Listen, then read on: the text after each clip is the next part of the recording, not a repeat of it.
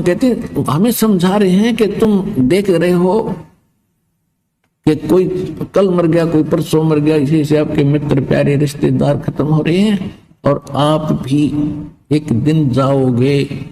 आपका कोई कागज में बाकी रह रही है, यानी कोई समय सांस शेष है, जिस दिन वो पूरे होंगे 1 सेकंड में जाओगे, ऐसे कोई रोक नहीं सकेगा।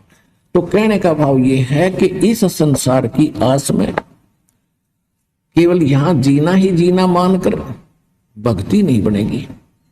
परमात्मा की भक्ति को प्रथम रखकर और फिर चलो आप विश्वास करो, ये मालिक आपको जीवन देगा, आपकी आयु बढ़ावेगा, एक्सटेंशन देगा, यदि आपकी नीत भक्ति की रही। दूसरी बात ये होती है, जैसे परमात्मा को तो हमारे आने वाले समय का खूब पता है।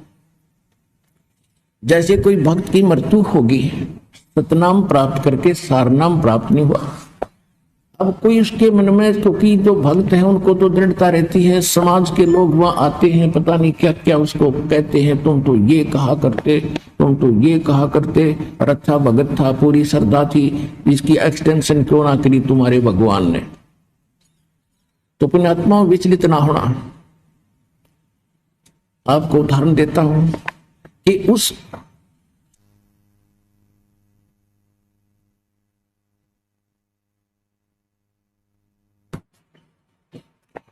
भगत के कुछ आगे चल के ऐसे कुसंस्कार होते हैं कि सार नाम प्राप्त करके भी उसमें कोई दिक्कत आ जानी थी और उसमें फिर ये नहीं सफल हो सका था, तो इसलिए उसको उसी समय परमात्मा ने अपनी कृपा से ही उसका अंत करके दोबारा जीवन देते हैं और फिर नए सिरे से उसको पार करते हैं।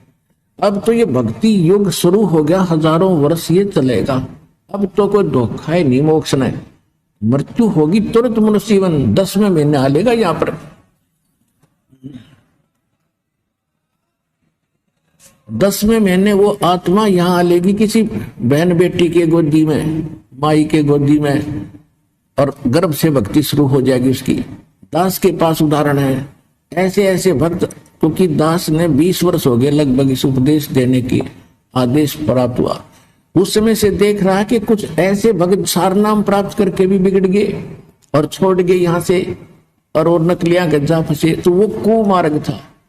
तो इससे पहले अगर वो पहले मर जाते वो अच्छा था इस नाशकरण पे भक्ति का। तो परमात्मा अपने भक्त हंस के लिए जो ऑपरेशन आवश्यक होगा वो अवश्य करेगा। जैसे किसी को रोग है और उसकी टांग कटनी है और टांग ना कटी तो उसकी जीवन नाश होना है, तो डॉक्टर सलाह देगा कि टांग काटनी पड़ेगी जो जीवन रक्षा चाहता है। तो बुद्धिमान होगा तो यूं कहेगा जी जीवन रक्षा कर दो, टांग में से कट जाए। तो इसी प्रकार परमात्मा के ऑपरेशन में आपको ऑब्जेक्शन नहीं होना चाहिए। जो परमात्मा करता सही करता, ये विश्वास रखे कि मालिक गलत नहीं कर सकता जब इसकी शरण में आगे।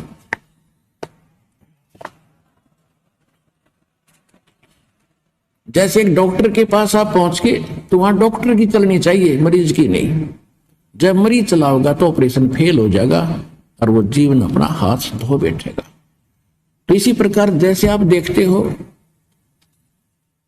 बिल्ली जो होती है, एक घर में बच्चे पैदा करती है और तीसरे दिन उनको मुख से उठा उठा सारी रात दूसरे घर में ले जाती है। क्यों ले जाती है? कि उसको पता है कि कहीं यहाँ कुत्ते कातों को पता ना लग जाए, तेरे बच्चों का यहाँ पता लगा इतना दूसरे में रखे होंगे। और जब वो उठाकर चलती है उन बच्चों को अपने मुख से पकड़ती है। कितने पैने दांतरे होते हैं, दांत होते हैं बिल्ली के, और वो बच्चों को बीच से पकड़कर चलती है। वो बच्चे चू भी नहीं करते। क्यों नहीं करते? क्योंकि हम उनको दर्द होता है, उनको मालूम है हमारी माँ पकड़ रही है और इसी से दर्द हो रहा है हमारे को। ये कोई विशेष खास बात है, हमें कोई खतरा है, उससे बचाने के लिए ले जा रही है। तो वो पशु भी इतना महसूस करते हैं, वो भी हाय हाय ना करते और चुपचाप बेचारे नो हो जाते, नो सुकड़ जाते हैं। वो पकड़ के ले जाती है और बिल्कुल नहीं बोलते। उनको मालूम है जब शोर कर दिया तो कुछ पहचान ले, कुत्ता आ जाएगा, हमें खा जाएगा। तो चुपचाप उस दर्द को सहन करके सुरक्षित हो जाते हैं।